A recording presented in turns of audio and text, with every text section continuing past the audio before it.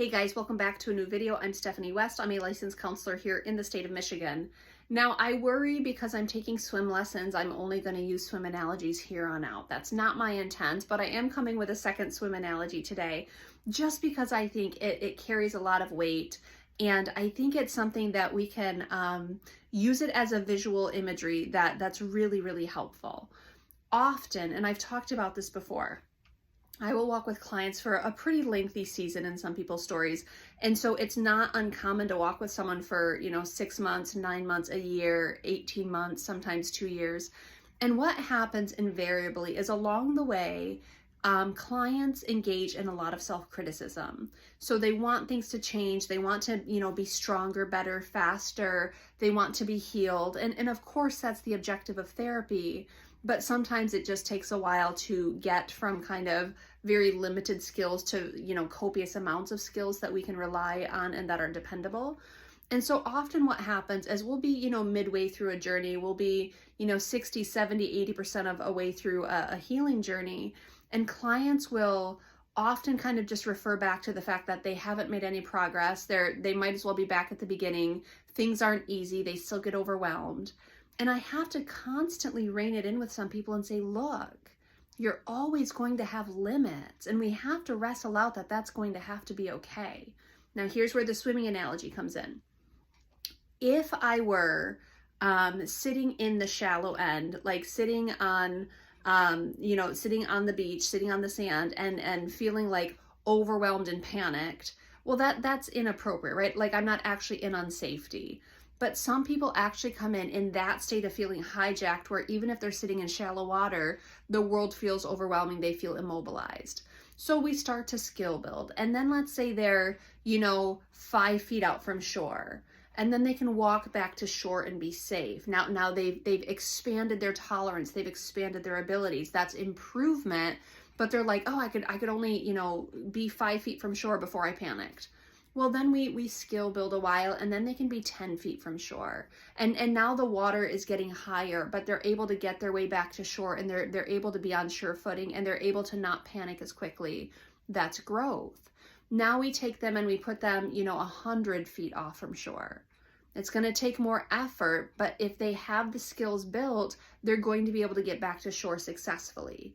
So when they used to not be able to barely sit on the bank without panicking, now they're in, 6, 7, 8 feet of water, they're 100 feet from shore, and they can successfully get back to shore. Now we put them, 100 yards out, or we put them a mile out. And over time, and over building stamina, endurance, strength, abilities, health, wellness, strategies, they keep finding their way back to shore, but it takes a lot of effort. 100 yards swimming, it's going to take effort. A mile out swimming, it's going to take effort. But the clients, when they get exhausted after a mile swim, and mind you, that's a metaphor for like a big emotional event, then they're like, see, I haven't built any skills. And I'd be like, but wait a second. You used to sit on shore and panic and be overwhelmed and be immobilized. You're 100 yards out, you're a mile out, you're swimming back to shore effectively, and you're safe and you're okay. We have to be careful about saying you're never supposed to be overwhelmed. Let's take that analogy and plunk you in the middle of a lake and say, okay, now swim. Maybe you successfully get back to shore, or maybe someone's got to come out and rescue you because you don't have the stamina and endurance, because we all have limits. Now, I'm not trying to be too abstract here. I'm trying to paint a visual analogy, and hopefully it's translating. But if I take you and I plunk you in the middle of a lake or in the middle of an ocean, and you're not able to get back to shore, it's not because you don't have skills. It's because we all have limits. And you're not on the shoreline, hitting the panic button and being in crisis mode. You're in the middle of the ocean now and you have limits. But you're not as incompetent or as incapable as those limits are painting. Where you used to not be able to move much, now you can swim at 5 feet and at 10 feet and at 100 feet and 100 yards and a mile out, but you're still going to have limits. So be careful about painting the picture that you're not getting stronger, that you're not capable, that you're not competent. It doesn't translate.